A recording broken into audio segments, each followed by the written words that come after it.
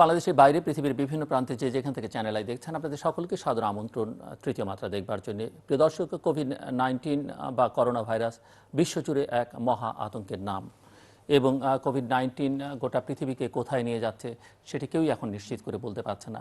এই ভাইরাসের আক্রমণ কবে শেষ হবে, এ থেকে পরিত্রাণ কবে মিলবে সেটাও এখন পর্যন্ত অনিশ্চিত।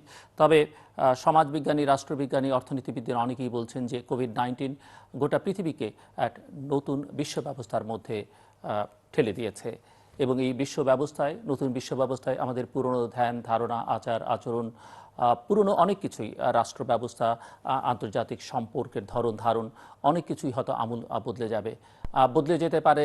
পৃথিবীর বিভিন্ন দেশের শাসক হিসেবে, শাসক গোষ্ঠী হিসেবে যারা আছেন তাদের অবস্থানও অনেকেরটাই নড়বড় হয়ে যেতে পারে। যারা জনগণের সঙ্গে সম্পর্কটাকে ভালোভাবে প্রতিষ্ঠিত করতে পারবেন তারা হয়তো টিকে থাকবেন, কিন্তু জনগণের সঙ্গে যাদের দূরত্বটা অনেকে বেশি হবে তারা কেউ হয়তো জনরোষে, কেউ অগণতান্ত্রিক উপায়, কিংবা কেউ কেউ হয়তো যেসব দেশে ভালো নির্বাচন হয় বলে এখন পর্যন্ত স্বীকৃত তুলনামূলক বিচারে নির্বাচনের মধ্য দিয়ে তাদেরকে বিদায় নিতে হবে। সব কথা এগুলো হচ্ছে অনুমান, কোনোটাই আমরা নিশ্চিত নই। তবে কোভিড-19 শুধু মানুষের মৃত্যু ঝুঁকি বা স্বাস্থ্য ঝুঁকিতেই ফেলে দেয়নি, আমাদের এক বড় অর্থনৈতিক ঝুঁকির মধ্যে ফেলে দিয়েছে। আমাদের মানসিক জগতে, মনোজগতে একটা বড় পরিবর্তন নিয়ে এসেছে, আমাদের সমাজে একটা বড় প্রভাব ফেলে দিয়েছে এবং সে কারণেই আমরা তৃতীয় মাত্রায় প্রায় প্রতিদিনই এই বিষয় নিয়ে কথাবার্তা বলবার চেষ্টা করছি এবং একই সঙ্গে আমরা চেষ্টা করছি বিশ্বের অন্যান্য দেশের অভিজ্ঞতাগুলোকেও আলোচনার মধ্যে নিয়ে আসবার জন্য এবং সে কারণেই প্রতিদিনই কোনো না কোনো দেশ থেকে কেউ না কেউ আমাদের সঙ্গে আলোচনায় যুক্ত হচ্ছেন। চলুন পরিচিত হয়ে কারা আছেন আজকে আমার সঙ্গে আলোচনায় এই তৃতীয় মাত্রায়। আমার সঙ্গে স্টুডিওতে রয়েছেন brigadier general professor M Kamrul Hasan, তিনি উপদেষ্টা মনোরোগ বিশেষজ্ঞ, arm forces medical institute, Dhaka ক্যান্টনমেন্টের। এবং আমার সঙ্গে যুক্ত হচ্ছেন যুক্তরাজ্য থেকে, লন্ডন থেকে যুক্তরাজ্যের ন্যাশনাল হেলথ সার্ভিসের কর্মকর্তা, ঊর্ধ্বতন কর্মকর্তা কানামুগিরে ক্লিমেন্ট, এবং তারপরে আমাদের সঙ্গে ঢাকার বাসা থেকে যুক্ত হচ্ছেন প্রাক্তন নির্বাচন কমিশনার এবং নিরাপত্তা বিশ্লেষক, অবসরপ্রাপ্ত brigadier general doctor M Sakhawat Hossain, এবং আমাদের সঙ্গে টেলিফোনে যুক্ত হবেন ঢাকা বিশ্ববিদ্যালয়ের সমাজ বিজ্ঞান বিভাগের শিক্ষক, সমাজবিজ্ঞানী প্রফেসর ডক্টর সাদেকা হালিম, যিনি বাংলাদেশের প্রাক্তন তথ্য কমিশনারও। স্বাগত আপনাদের সকলকে স্টুডিওতে, এবং যারা বাসা থেকে, নিজ নিজ বাসা থেকে, দেশের বাইরে থেকে যুক্ত হচ্ছেন তাদের সকলকে স্বাগত। Clement, welcome to the program. Thank you for having me. Thank you. Stay with us. Brigadier general professor Kamrul Hasan, আপনাকে দিয়ে আলোচনাটা শুরু করতে চাই। আপনার টেক কি এই যে কোভিড-19 যেভাবে গোটা পৃথিবীকে গ্রাস করে ফেলছে এবং সবাইকে একটা চরম অসহায়ত্বের মধ্যে ঠেলে দিয়েছে, সো একজন মনোরোগ বিশেষজ্ঞ হিসেবে বা একজন সেনা কর্মকর্তা হিসেবে, যেভাবেই বলি না কেন, বা একজন সাধারণ নাগরিক হিসেবে, এবং বাংলাদেশের পরিস্থিতি, বিশ্ব পরিস্থিতিকে আপনি কিভাবে দেখেন? ধন্যবাদ। প্রথমেই আপনাকে আমি ধন্যবাদ জানাচ্ছি আমাকে এই অনুষ্ঠানে আমন্ত্রণ জানানোর জন্য। এটা আমার অত্যন্ত একটা প্রিয় অনুষ্ঠান, তৃতীয় মাত্রা, এবং সবসময় আমি চেষ্টা করি প্রথম থেকেই আপনার অনুষ্ঠানটা দেখার জন্য। এখন আসি, আপনি যে প্রশ্ন করলেন যে আমরা কিভাবে দেখছি। আসলে কোভিড-19 এইটা এমন একটা অসুস্থতা বা এমন একটা ব্যবস্থা করে ফেলেছে, পৃথিবীর উপরে প্রভাব ফেলেছে, যেটা আমরা এখন যে সমস্ত মানুষরা বেঁচে আছে, যত বৃদ্ধ হোক বা একদম ছোট হোক, কেউই কখনোই কল্পনা করতে পারেনি যে এরকম একটা অবস্থা আসতে পারে। আমরা যদি আমাদের যারা এই জেনারেশনের, আমরা দেখছি এটা অনেকটা আমাদের 71 সালের সেই স্বাধীনতা যুদ্ধের মতন, তখন যেমন ছিল অনেকটা ওই রকম পরিস্থিতি হয়ে গেছে এবং সব মানুষের ভিতরে একটা উদ্বিগ্নতা রয়েছে, একটা অস্থিরতা কাজ করছে, ডিপ্রেশন কাজ করছে, অনিশ্চয়তা কাজ করছে, এবং এইটার ফলে কেউ জানে না যে এটা কবে শেষ হবে এবং আমি এটাকে এফেক্টেড হব কি হব না, বা আমি কিভাবে এটাকে নিস্তার পেতে পারি, বা এটাতে আমার আত্মীয় স্বজন এটাতে এফেক্টেড হবে কি হবে না, কেউ জানে না। এবং বলা হচ্ছে এটি একটি যুদ্ধাবস্থা। বিভিন্ন দেশের যারা সরকার পরিচালনা করছেন তারা বলছেন, ওয়ার্ল্ড হেলথ অর্গানাইজেশন বলছে, এবং কেউ কেউ তো বলছে যে দ্বিতীয় বিশ্বযুদ্ধের পরে একটা তৃতীয় বিশ্বযুদ্ধের পরিস্থিতির মধ্যে প্রবেশ করছে, মানে যুদ্ধটা যদিও কোভিড-19 এর সঙ্গে। এক্স্যাক্টলি। আমি আসছি আপনার কাছে, আবার পরে আসব। প্রফেসর ডক্টর সাদেকা হালিম, ঢাকা বিশ্ববিদ্যালয়ের সমাজবিজ্ঞান বিভাগের শিক্ষক, সমাজবিজ্ঞানী, প্রাক্তন নির্বাচন কমিশনার, তিনি যুক্ত আছেন আমাদের সঙ্গে টেলিফোনে। প্রফেসর সাদেকা হালিম, শুনতে পাচ্ছেন আপনি আমাদেরকে? জি, আমি শুনতে পাচ্ছি। ধন্যবাদ আপনাকে আমাদের সঙ্গে যুক্ত হবার জন্য। আমি একটু আপনার কাছ থেকে বুঝতে চাইবো যে আমরা কোভিড-19 নিয়ে অনেক রকমের আলোচনা করছি, স্বাস্থ্য ঝুঁকি, মৃত্যু ঝুঁকি, সেটি আলোচনা করছি। এটি কিভাবে আমাদের অর্থনীতিতে, আমাদের বলতে গোটা বিশ্বের অর্থনীতিতে কি প্রভাব ফেলছে সেটি বোঝার চেষ্টা করছি। আন্তর্জাতিক সম্পর্কের ক্ষেত্রে কি ধরনের সমস্যা বা নতুন সম্ভাবনা তৈরি হবে সেটিও বোঝার ব্যবস্থা করছি।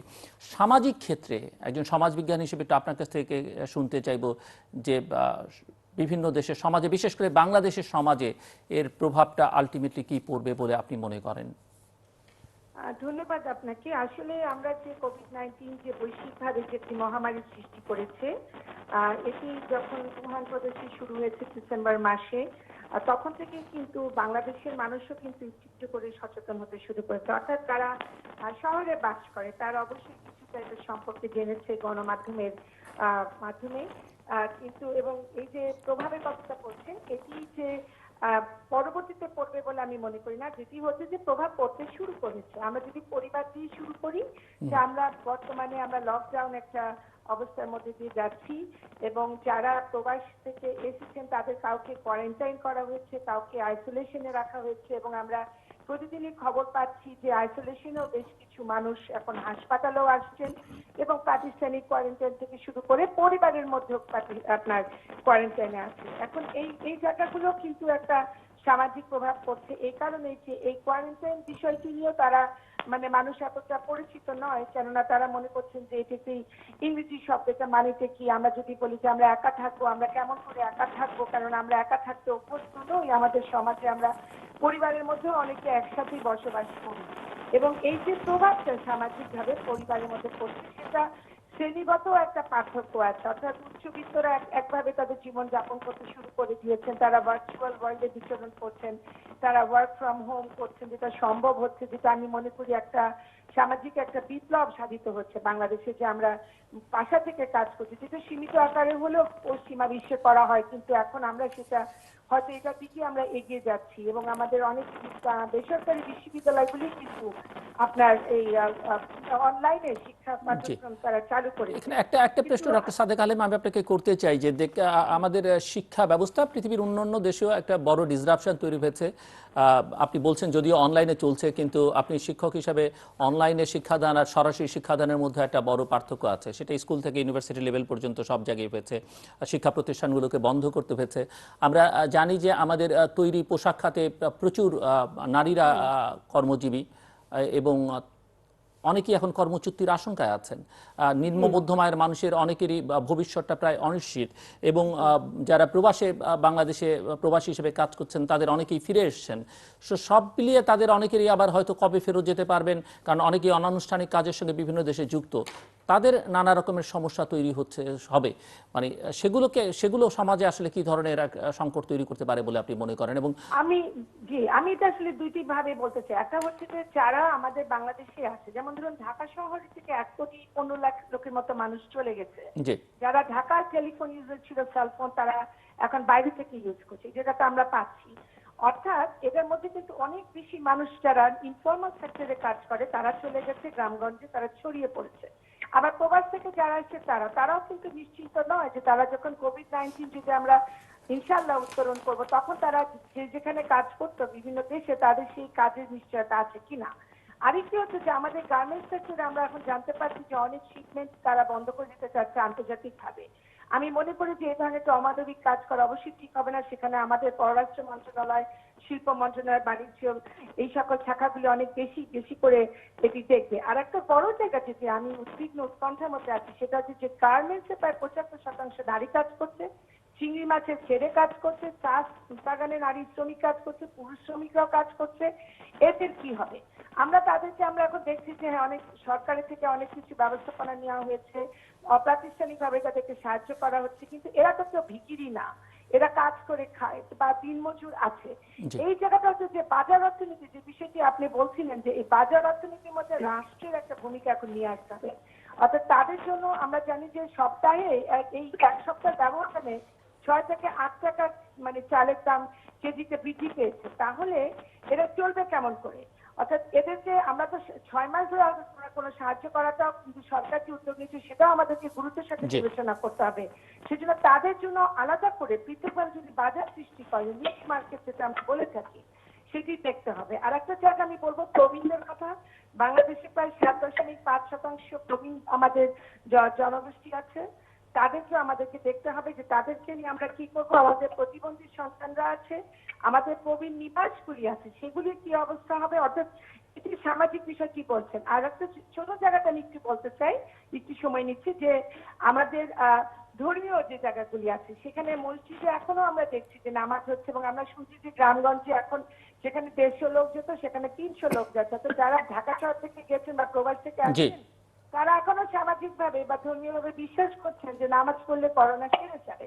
তো এই জায়গাগুলো আমরা দেখছি ভারতে কিন্তু পশ্চিমবঙ্গে মন্দির বন্ধ করে দেওয়া হয়েছে, এবং অনেকেই এখন পৃথিবীর অনেক জায়গায় চার্চ মন্দির সবই বন্ধ করে দেওয়া হয়েছে, মসজিদ বন্ধ। বিশ্বাসের জায়গাতে মানুষকে বলতে হবে যে অবশ্যই আল্লাহ আমাদেরকে চেষ্টা করতে বলেছেন, এবং এটা আমি বিনয়ের সাথে আপনার এই অনুষ্ঠানের মাধ্যমে আমি তাদেরকে বলতে চাই, আহ্বান করতে চাই যে তাদের পরিবারের সদস্যদের নিরাপত্তার খাতিরে, স্বাস্থ্য সুরক্ষার খাতিরে তারা যেন ঘরেই নামাজটা পড়েন। জি, ধন্যবাদ। আর কোনো সুনির্দিষ্ট প্রস্তাবনা আছে যেটি মিস করে গেছেন বা আমরা? আমি যেটা বলতে চাই যে আমাদের সামাজিক দায়বদ্ধতার জায়গা থেকে আমি বলতে চাই আমাদের ডাক্তার, আমাদের নার্স, স্বাস্থ্যকর্মী, অ্যাম্বুলেন্স চালক, স্বেচ্ছাসেবক, পুলিশ, সেনাবাহিনীর সদস্য সকলের জন্য সুরক্ষা দেওয়া হয়, এবং তারা যারা ফ্রন্টে কাজ করবে ফ্রন্টলাইনে, আমি মনে সরকারের থেকে আমাদের এদের প্রতি, বিশেষ করে আমাদের ডাক্তার নার্সের প্রতি আমরা যেভাবে আমরা বিদেশে আমরা দেখছি তাদেরকে অনেক হাই ইয়েতে নিয়ে যাওয়া হচ্ছে, এবং তাদেরকে যেন সেই সম্মানটা দিয়ে আমরা সেই কাজ করতে তাদেরকে অনুরোধ জানাই।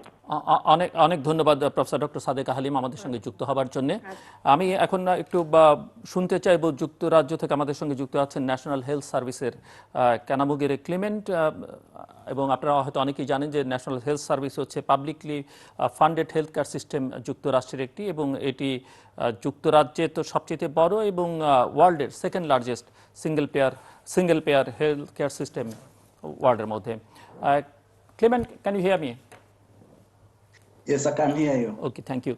It's a crazy time indeed, and so far I know that around 15,000 have been infected, almost 800 died, and at least 150 are in critical condition in the UK, and even British Prince Charles, British Prime Minister Boris Johnson, British Health Minister got infected by COVID-19. So public life has become stagnant and disastrous day by day. So what's your take on COVID-19, and what is the latest situation in UK? Yeah, thank you for having me. As you mentioned, UK cases are doubling every 3 to 4 days. So far, we have 17,000 people, tested positive in the UK. Some of those numbers are in London, and as you might know, London is one of the epicenter of coronavirus in the UK. Of course, the data doesn't show all the cases. Only those are the people who have been, tested, and because the only current, availability we have in the UK for testing is around 7,000 people per day. The ambition plan for the government is to test around, 25,000 per day, maybe to increase it to 150, in the coming months. It's of course a complete disaster, as you mentioned, and but also we are not alone in this, and I think this is a global pandemic for everyone, especially in Europe. Of course, there are some kind of measures, brought forward by UK government in terms of minimizing, the spreading of this coronavirus. One of the measures is, to encourage people to avoid non-essential contact with people who are not coming from the same household. Another measure as well is trying to encourage people to work from home whenever they can. And also recently, UK government has, restricted non-essential travel unless you are key workers, maybe if you're coming from police or maybe professional medical staff. Otherwise, people have to stay home. Those are the measures, of course, which is helping, to minimize, the spreading of this coronavirus. There are also other preventive measures, as you have seen in Italy. There have been a lot of problems, for example, in terms of finding enough, beds, for people in need. So currently, UK is trying to make some kind of available capacity to make sure that when the numbers goes up, we are able to, to help and also to provide, beds to people in need. For the moment, there is one leisure center which is going to be transformed into a hospital, and I think this is going to create more than 4,000 beds. There will be also other centers in the UK, in Manchester, and also in Birmingham. And we hope that at least, with the current capacity we have, this is going to free, 33,000 beds. Those are the preventive measures in the moment. For but at the same time, also we know that we need more ventilators, and the current capacity with in the UK we have 80,000 ventilators, and we need at least 35,000 ventilators in the UK. As you might know, this is a marathon, not a sprint. So we might even need more on an ongoing basis.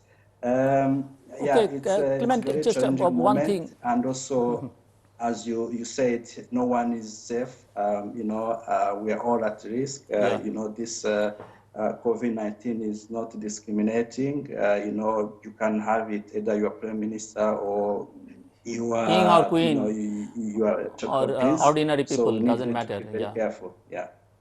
Clement, you are working with the National Health Service, which is the second largest single-payer healthcare system in the world.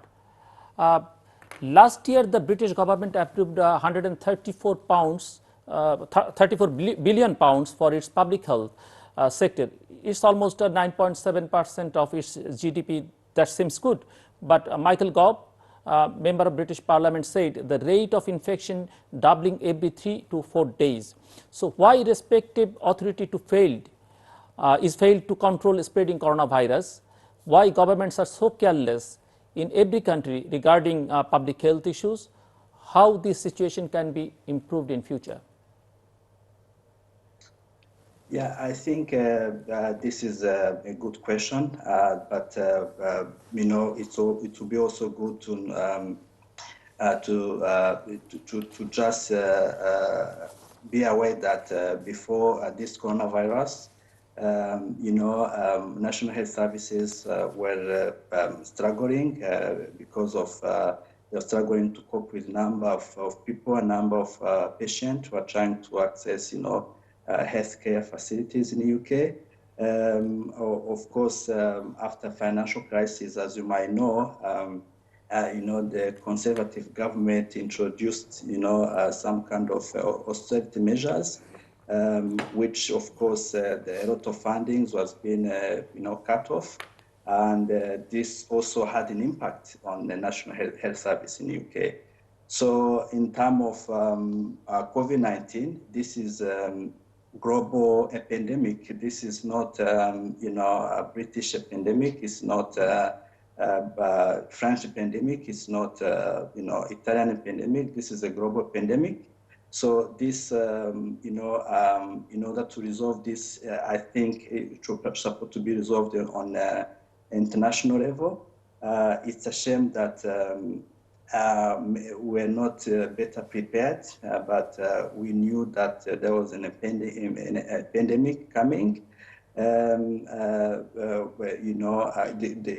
would have been better to have like global preparations and also global response for this pandemic. For example, for EU, as you might know, they had a committee in order to deal with this kind of, to deal with the preparation related to those kind of pandemic. But it fell apart when every country they decided to go on their own to resolve the, the issue on the domestic level. I think, of course, you can see there is an issue related to global leadership. It started in China, it came in Europe. This is not something which can be resolved by one country. Of course, single countries, they can try to have mechanisms to cope and also to deal with this outbreak. But in order to resolve it, I think international cooperation is needed. And also, I think, as I said, we had a lot of, cuts in, for example, in the national health services. I think in the future, people as well in the UK, they realize that this is a fundamental. Probably they're gonna try to increase the capacity. At the same time, we cannot really criticize the government, especially when they are trying to do their best, to overcome this kind of challenge. And that's what I can say. But hopefully, at the end of the tunnel, lives will be able to be saved, and of course, it's a lesson for everyone. Okay doctor Sakhawat Hossain, শুনতে পাচ্ছেন আমাদেরকে? জি জি জি, আমি একটু শুনতে চাইবো যে COVID-19 আপনার চিন্তার জগতে কিভাবে প্রভাব ফেলছে? দেখুন, এটা তো শুধু আমার চিন্তার জগতে না, আমি মনে করি যে বাংলাদেশের সব ধরনের মানুষের চিন্তার জগতে কিন্তু গোটা পৃথিবীরই আসলে, বিশেষ করে যখন আমরা এই ধরনের একটা প্যান্ডেমিক দেখছি সারা বিশ্বে ছড়িয়ে যাচ্ছে, এবং বিশ্বের বিভিন্ন, বিশেষ করে ইউরোপিয়ান যে দেশগুলোতে, সেখানে যেভাবে আপনার এটা একটা ডেভাস্টেটিং এফেক্ট নিচ্ছে, সেইটা যে বাংলাদেশে আমরা বসে যেগুলো খবরগুলো শুনছি, যেগুলো দেখছি, একবার টোটাল নেগেটিভ খবরগুলো যেগুলো পাচ্ছি, তাতে একটা মানসিক এক ধরনের ডিপ্রেশন তো আছে, সেটা আসে এবং সেটা ডিনাই করার কোনো উপায়ই নেই। বিশেষ করে যখন আমরা ঠিক বুঝতে পারছি না যে এই ভাইরাসটা আমাদের দেশে কতখানি প্রভাবিত করেছে। যদিও আমরা যে সমস্ত পরিসংখ্যান পাচ্ছি, সেই পরিসংখ্যানগুলোতে মনে হচ্ছে যে খুবই ইনসিগনিফিকেন্ট যদি পপুলেশনের হিসাবে বলা হয়। গত দুদিন ধরে তো আমরা কাউকে পাচ্ছি না, বিশদ তথ্য কিন্তু পাচ্ছি না। জি, আমি বলছিলাম যে গত দুদিন ধরে তো আমরা কোনো কেউ নতুন আইডেন্টিফাইড হয়েছে এরকম পাওয়া যাচ্ছে না, এবং গতকাল একজন সাসপেক্ট মারা গেছে বরিশালে, এই পর্যন্ত খবর, কিন্তু ইনফেক্টেড কেউ মারা গেছে সেরকম খবরও গত 2-3 দিনে নেই। সো এটা একটা স্বস্তির বড়, কিন্তু আস্থার একটা সংকট আছে, অনেকেই মনে করছেন যে বিশ্বাসযোগ্যতা। ডেফিনেটলি একটা বড়, যদি আপনি পরিসংখ্যানকে আমি ধরে নিই তাহলে অনেক স্বস্তির ব্যাপার। এবং কিন্তু ব্যাপারটা হচ্ছে যে শুরু থেকেই তো আমাদের জানেন, আমাদের দেশের মানুষের আমাদের ইনস্টিটিউশনগুলোর উপরে খুব আস্থার সংকট থাকে। তো সেই হিসাবে আমি মনে করি যে অনেকে অনেক রকমের প্রশ্নও করে, কারণ কাউকে আজকে হয়তো 2 দিন শনাক্ত করা যায় না, সেটা যেমন ভালো খবর। আবার কিছু কিছু জায়গায় আবার নিউজ আসছে যে সাসপেক্টেড বলে কয়েকজনকে আইসোলেশন রাখা হয়েছে, তার মধ্যে আবার 2-1 জনের মৃত্যু হয়েছে, একটা ইয়াং ছেলে মারা গেছে বিভিন্ন হাসপাতালে যেতে যেতে।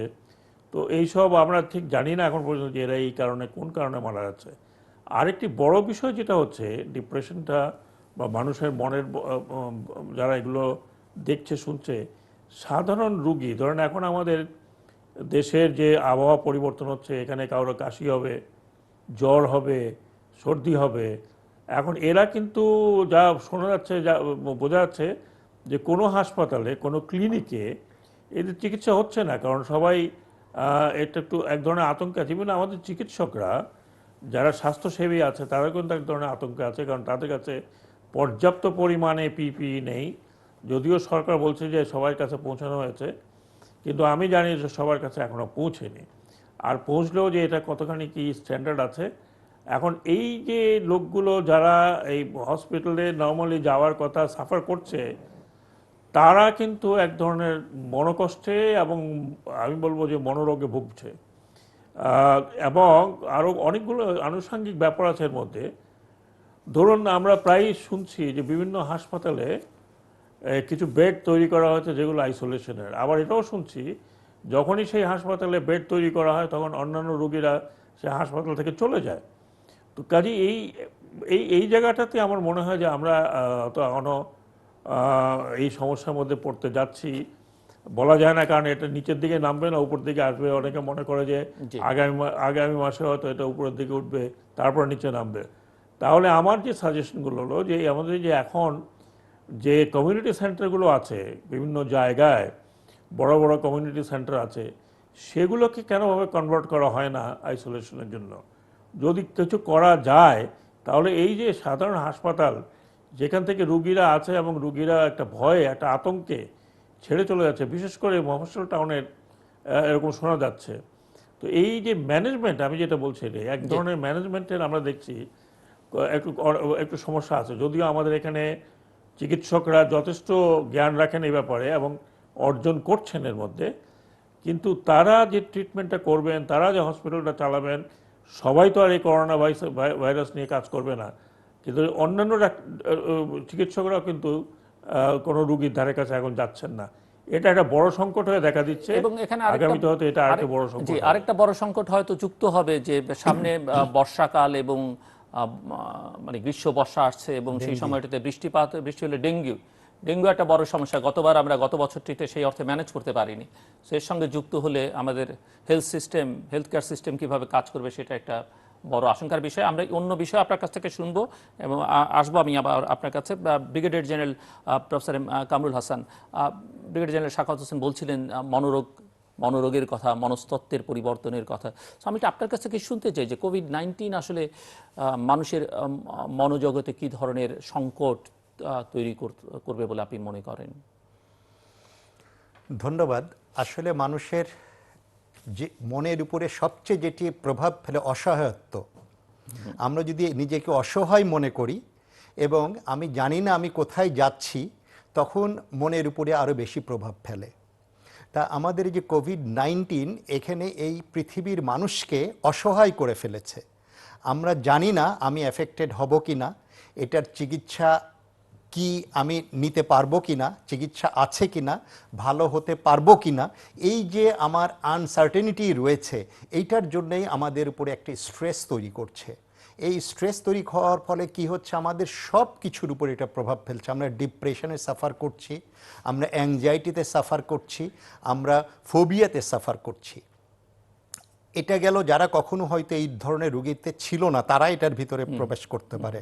আবার অনেকে আছে যে যারা ধরেন আগের থেকেই কিছুটা মানসিকভাবে অসুস্থ ছিল, তাদের উপরেও প্রভাব ফেলতে পারে। এখানে এই প্রসঙ্গে আমি একটা বলতে চাই, আমাদের সারা পৃথিবীতে কিন্তু প্রায় 1/3 পপুলেশন সাইকিয়াট্রিক ডিজঅর্ডার অর্থাৎ মনোরোগে সাফার করছে। তা এর উপরে এই শুধু কোভিড-19 এটা যে কত পার্সেন্ট বাড়িয়ে দিয়েছে এটা বলা যাবে না আসলে। কারণ আমরা তো আগেই প্রথমেই বলছিলাম যে আমরা কেউ ইমিউন না। আরও কি হচ্ছে, কাদের উপরে এটা বেশি প্রভাব ফেলছে? যারা আগের থেকেই কিছুটা অ্যাংজাইটি প্রন ছিল, যারা আমাদের বিভিন্ন সিচুয়েশনটাকে, স্ট্রেসফুল সিচুয়েশনটাকে ঠিকভাবে হ্যান্ডেল আগের থেকে ওইভাবে করতে পারতেন না, তাদের উপরেও কিন্তু প্রভাব ফেলছে। তারপরে আর একটা হচ্ছে কি, একটা প্রচার আছে যে বয়স্ক মানুষদের উপরে এটা বেশি প্রভাব ফেলছে, অ্যাবাভ 60, অ্যাবাভ 50 এদের উপরে। এবং অনেক দেশে এরকম আমাদের শুনতে পাই আমরা যে তাদেরকে বলে দেওয়া হচ্ছে, ট্রাইজ করা হচ্ছে যে অ্যাবাভ 70 উপরে তাদেরকে আর আমরা কিন্তু ভেন্টিলেটরে নেওয়ার জন্য ট্রাই করব না আসলে। সুতরাং তারা যে ইভেন ইটালিতে আমরা জানতে পারছেন যে বিভিন্ন যে ওল্ড হোম আছে, শত শত মানুষ সেখানে মরে পড়ে রইছে। নোবডি ওয়েন্ট দেয়ার, কেউ জানেও না আসলে। স্পেনেও তাই অবস্থা।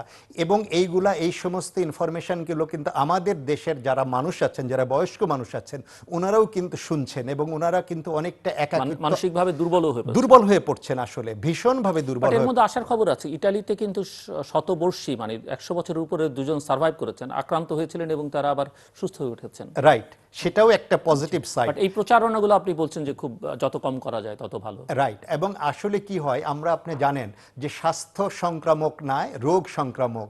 তা আমাদের সাধারণত এই যে আপনি এখন যে পজিটিভ নিউজটা বললেন, এগুলা কিন্তু অত লোকজন কিন্তু বেশি ফরওয়ার্ড করে না। করছে কোনগুলা? যেগুলো লোকে চিকিৎসা পাচ্ছে না, মারা যাচ্ছে, এই সমস্ত নেগেটিভ খবরগুলা বেশি প্রচার করছে। আবার অনেক সময় ঠিক কি অথরাইজ সোর্স থেকে আমরা খবর নিচ্ছি না, যেগুলো হয়তো অনেক রিউমার হিসাবে আমাদেরকে আসছে। এবং রিউমার তো আপনি জানেন কোভিডের থেকেও বেশি জোরে এটা ছড়ায় আসলে। এবং আমরা যারা আছি অনেকেই আমরা এই ধরনের খবরগুলোকে বিশ্বাস করতে শিখে গিয়েছি আসলে। সুতরাং আমরা মনের অজান্তে হলেও মনে হয় যে না, আসলে বোধহয় নিউজটা সত্যি। এবং আমরা যখন আরেকটা ইম্পর্ট্যান্ট ইনফরমেশন আমি এখানে বলি, অনেকে মনে করে যে আমাদের এই মানসিক রোগে যদি সাফার হয় তাহলে কি হতে পারে। এমনি একজন মানুষ সে যদি থাকে, মনে করলাম যে ঠিক আছে আমি নর্মাল থাকলাম, আমার স্ট্রেস নাই, আর একজন মানুষ আছে যে স্ট্রেসে সাফার করছে, ডিপ্রেশনে সাফার করছে, তার মধ্যে কোনো পার্থক্য হতে পারে কি এই কোভিড ইনফেকশনের উপরে? এটা কিন্তু বিশাল একটা পার্থক্য হতে পারে। আমাদের মানসিক যে স্ট্রেস আছে এটা কিন্তু ইমিউন সিস্টেমের উপরে ট্রিমেন্ডাস প্রেশার ফেলে। একটা গবেষণায় দেখা গিয়েছে যে ধরেন দুই গ্রুপকে ইঁদুর রাখা হয়েছে, এক গ্রুপের ভিতরে দুই গ্রুপের ধরেন 30 ইঁদুর রাখা হয়েছে, দুইজনের উপরে ক্যান্সারের জীবাণু দিয়ে দেওয়া হয়েছে, ইঞ্জেকশন পুশ করা হয়েছে। পুশ করার উপরে পরে এক গ্রুপকে কোনো স্ট্রেসফুল এনভায়রনমেন্টে না, সুন্দর একটা এনভায়রনমেন্টে রাখা হয়েছে, আর এক গ্রুপকে রাখা হয়েছে কি খুব স্ট্রেসফুল এনভায়রনমেন্টে, প্রতি মুহূর্তে তার কি স্ট্রেস দেওয়া হচ্ছে। কিছুদিন পরে, 3 মাস পরে এটার আউটকাম দেখা গিয়েছে যে যারা স্ট্রেসের মধ্যে ছিল তারা কিন্তু বেশিরভাগই কিন্তু ক্যান্সার আক্রান্ত হয়েছে। আর যারা এমনি ভালো কোনো মানসিকভাবে স্ট্রেসে ছিল না, তাদের নিজস্ব যে ইমিউন সিস্টেম আছে সেইটার মাধ্যমেই কিন্তু এই জীবাণুগুলোকে বেশিরভাগই মোকাবেলা করতে সক্ষম হয়েছে। সুতরাং আমরা যারা মনে করছি যে আসলে মানসিকভাবে এত জোর না, শারীরিক সমস্যা, কিন্তু মানসিকের এটার সঙ্গে কি জড়িত, মারাত্মকভাবে জড়িত আছে। এবং আমাদের দেখেন সাপে মরার কিন্তু যেটা একটা আছে, বেশিরভাগই সাপে মরার যে মৃত্যু হয় ডিউ টু অ্যাংজাইটি, সাপের কামড়ে। হ্যাঁ, সাপের কামড়ে যে মৃত্যু হয় এটা কিন্তু স্নেক বাইটে বেশিরভাগ কিন্তু মানুষ ভয়েই মারা যায় আসলে। সুতরাং এই যে টেনশন যখন এটা হবে, এটা আমাদের স্ট্রেস, এটা থেকে আমাদেরকে সবাইকে দূরে থাকতে হবে। জি, আরো বেশ কিছু প্রশ্ন আছে আমার এই সংক্রান্ত আপনার কাছে। আমি আসবো, আপনার নিজেরও যদি কিছু মনে হয় যেগুলো আমি আলোচনায় নিয়ে আসলাম সেগুলো শুনবো আপনার কাছ থেকে। Clement, economists said that it's an economic earthquake worldwide. Okay, so according to ICAEW, the COVID-19 economic impact is severe on the UK. According to ICAEW, travel restrictions and border closures had led to dramatic falls in revenue streams. Institute for Fiscal Studies said the impact of COVID-19 on share prices in the UK is too bad. The Guardian reported manufacturing sectors, supply chain markets and car makers are in a severe risk. How the UK will overcome such a huge economic loss? Yeah, this is a good question. Basically, the stimulus package in order to deal with the coronavirus in this outbreak from the UK government is around 65 billion, and this is around 3% of GDP and also 2% of GDP during the financial crisis. This money is going to go to help, companies who are, of course, are suffering, especially in the hospitality industry, and also other companies in general. And also, there's also a part which is going to go as well, to guarantee, wages for employees. As you might know, the UK government has decided to provide, to pay for 80% of employee salary, and another 20% will be top up by the employer.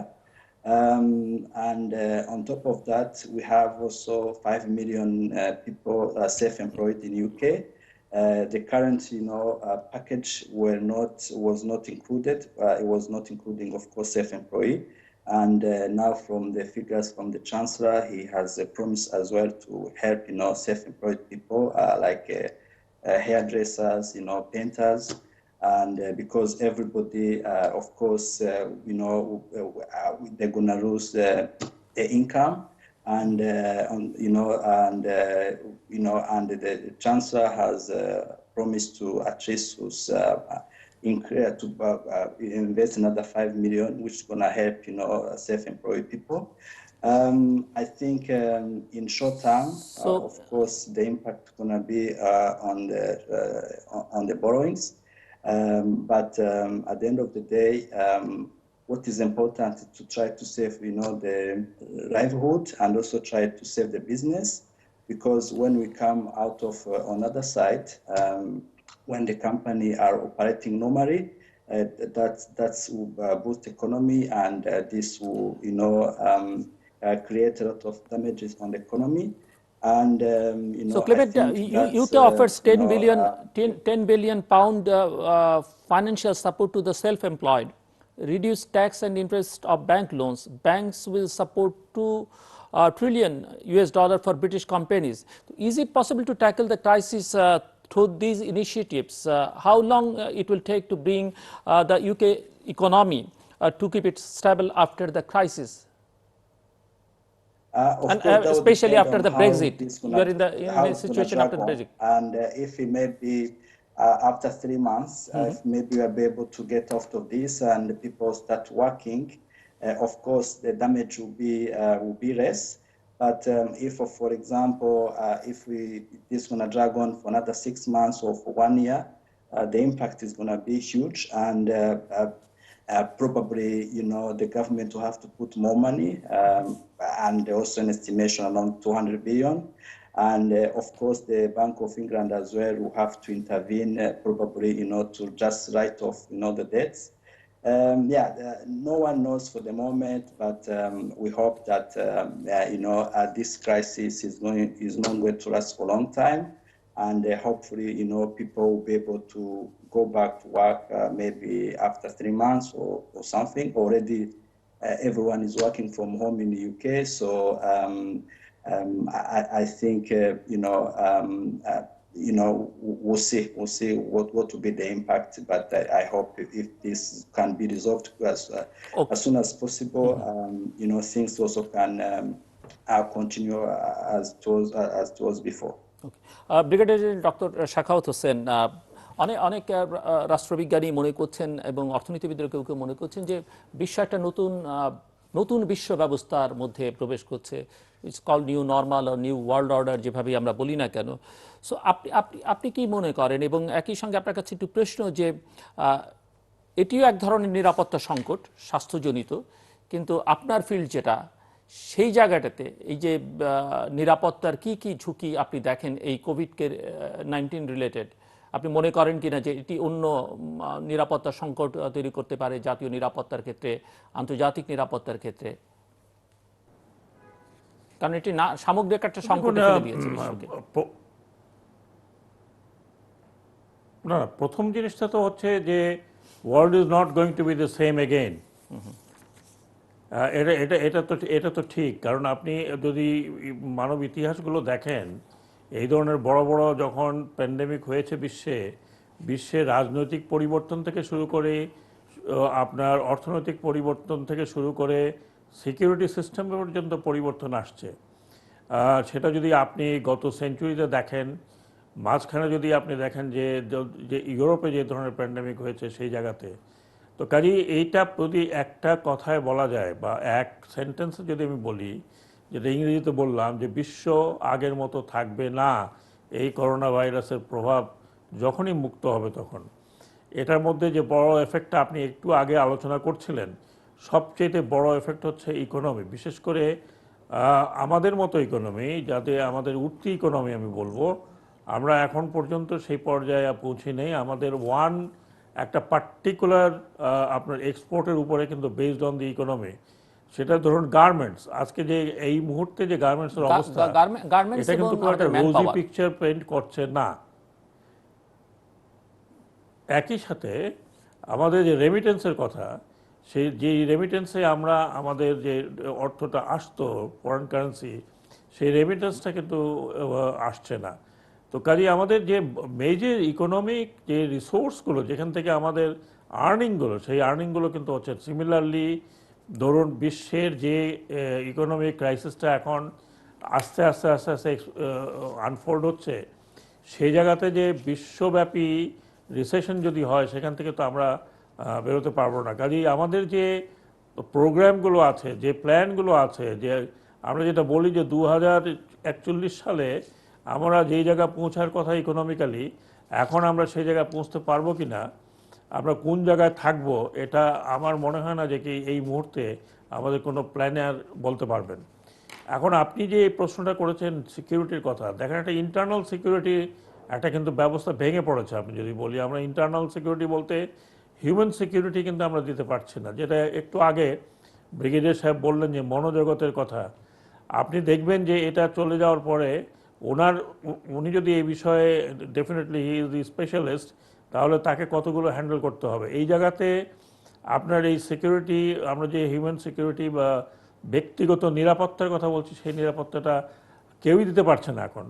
সেটা সরকার যতই চেষ্টা করুক, কারণ এটা একটা natural calamity যেটা আমরা fight করছি, যেটার জন্য আমরা প্রস্তুত ছিলাম না, এখনও ততখানি নই, আরও সামনে থাকবো কিনা।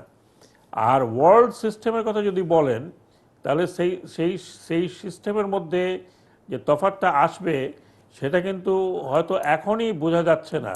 বিশেষ করে যে পরাশক্তি, আপনি চিন্তা করেন যে আমেরিকার মতো দেশে বলা হচ্ছে যে the epicentre is going to be New York, এবং এটা যদি নিউ ইয়র্কে হয়, অটোমেটিক্যালি এটা আমেরিকান এন্টায়ার সিস্টেমের উপরে, আপনি ডিফেন্স সিস্টেম বলেন বা অন্যান্য আরও সাইন্টিফিক সিস্টেমগুলোর কথা বলেন, ডিজিটাল সিস্টেমের উপরে বলেন, এগুলো সবগুলোর উপরে এফেক্ট পড়বে। এবং আমেরিকার যে অ্যাডভান্স টেকনোলজির উপর যদি এফেক্ট পড়ে, তাহলে এটা সারা বিশ্বে একটা এফেক্ট করবে। অপরদিকে আপনি যদি চায়নার কথা বলেন, চায়না হয়তো তারা হয়তো রিকভার করে ফেলতে পারবে ইকোনমিক্যালি, বাট শিওর এই চায়নাতেও যেই ধরনের একটা আপনার ফ্লো ছিল, সেই ফ্লোটা যখন একটা ছেদ হয়েছে, সেখানেও কিন্তু এই সমস্যাটা হবে। এখন এই বড় বড় দেশের যদি ইন্টারনাল এবং এক্সটার্নাল আপনার সিকিউরিটি প্রবলেম হয়ে দাঁড়ায়, তাহলে আপনি চিন্তা করুন, ধরুন চায়নার বিআরআই যেটা ছিল, সেটা ডেফিনেটলি এখন একটা বাধাগ্রস্ত হয়েছে। সে জায়গাতে নতুন করে আবার নতুন সিস্টেমে চলে আসতে হবে। কাজে আমি যেটা মনে করি যে সিকিউরিটি অনেকটা আপনার ইকোনমির উপরে ডিপেন্ডেন্ট।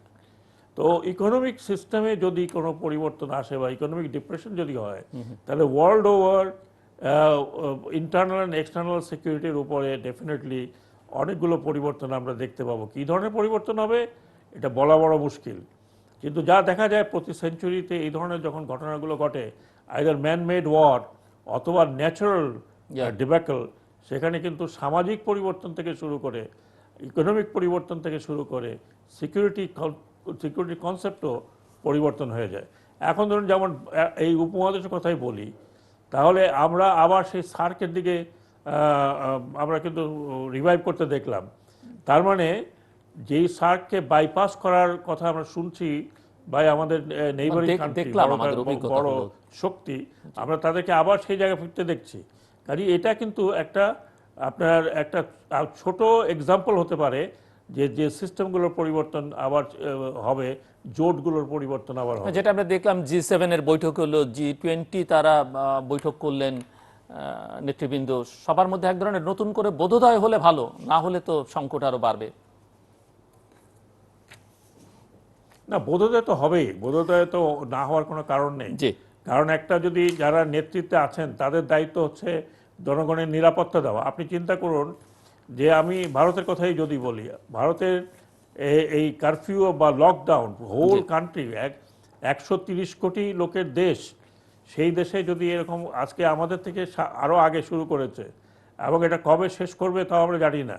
তো কাজেই সেইখানে যে একটা বড় ধরনের ইকোনমিক রিসেশন হবে, সেই জায়গাতে সাবকন্টিনেন্টে যে এফেক্টটা হবে, সেখানে যদি আবার বোধোদয় যদি না হয় যে সব দেশের সাথে একসাথে কাজ করার এই এই এই সংকটটা যদি যখন উত্তরণ হবে, তখন যদি সবাই মিলে একসাথে কাজ না করে, তাহলে সেই জায়গাতে আপনি নতুন সিস্টেমের মধ্যে ঢুকতে পারবেন না, আপনার সমস্যা হবে।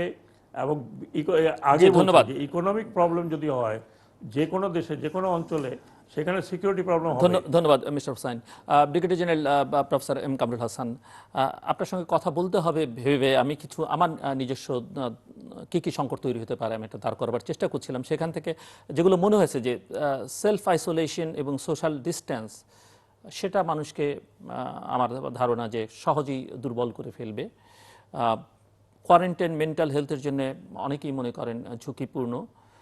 সো দীর্ঘদিন কোয়ারেন্টাইনে থাকার ফলে এক ধরনের মানসিক সমস্যা, স্মৃতিভ্রষ্ট হয়ে যাবার আশঙ্কা, নির্দিষ্ট অঞ্চলে রোগ কিংবা রোগের প্রকোপ যদি কমেও যায় তাহলে দীর্ঘমেয়াদী ট্রমার মধ্যে থাকবার একটা আশঙ্কা, আতঙ্কগ্রস্ত যেটি আপনি নিজেও বলছিলেন, দুশ্চিন্তাগ্রস্ত সন্দেহপ্রবণ হয়ে ওঠার একটা প্রবণতা তৈরি হতে পারে, দীর্ঘমেয়াদী শারীরিক অসুস্থতা, অনিদ্রায় ভোগা।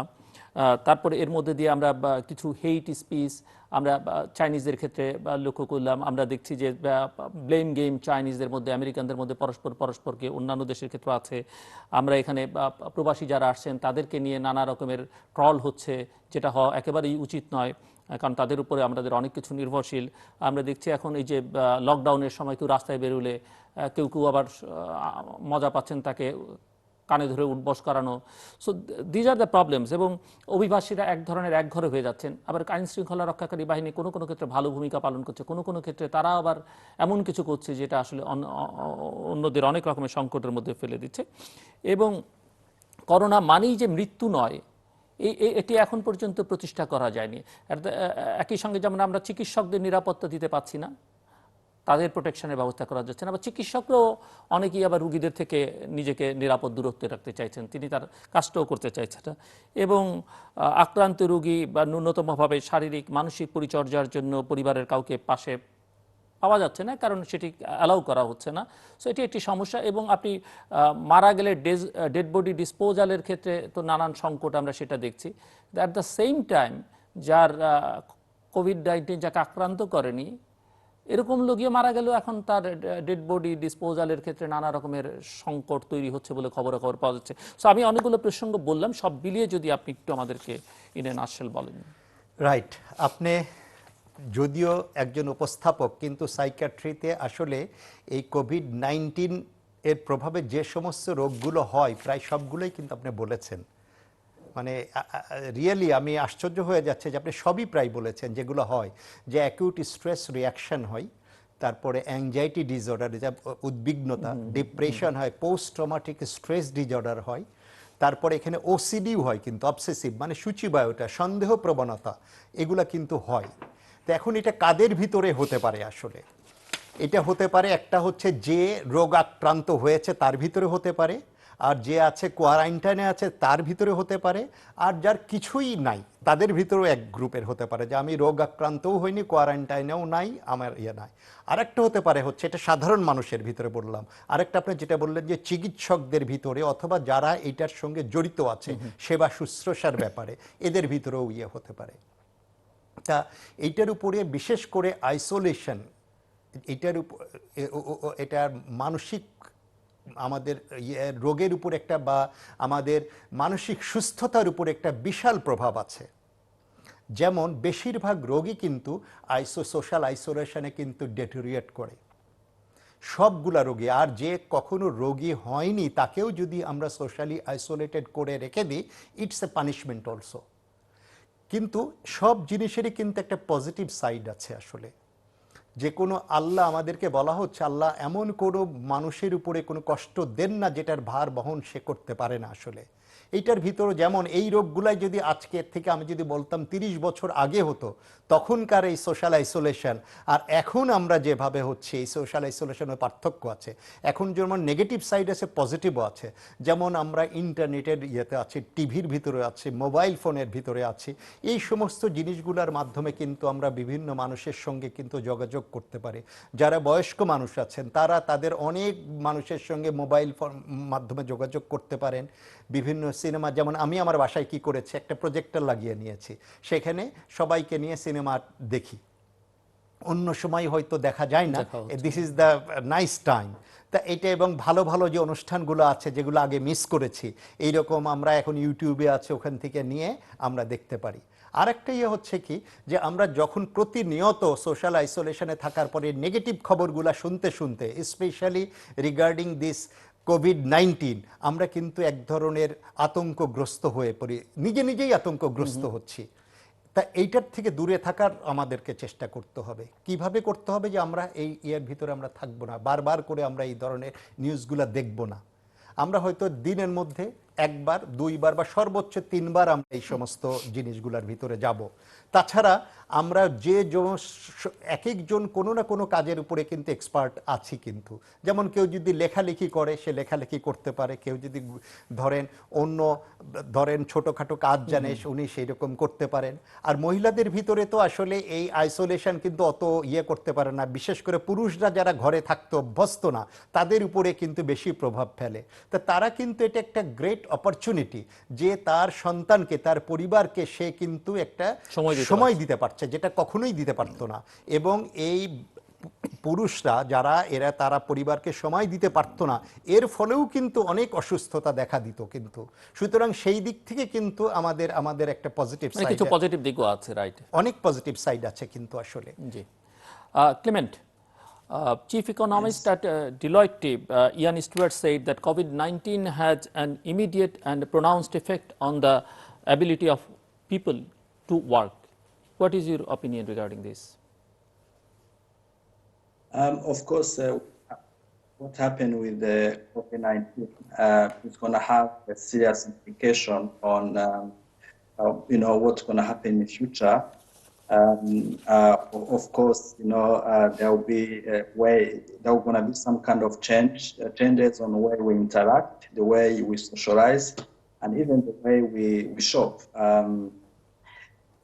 So things which can be addressed on the national level, but also the other things which we have to be addressed on international level. For example, when we talk about global trade and also travel, hospitality and the travel industry.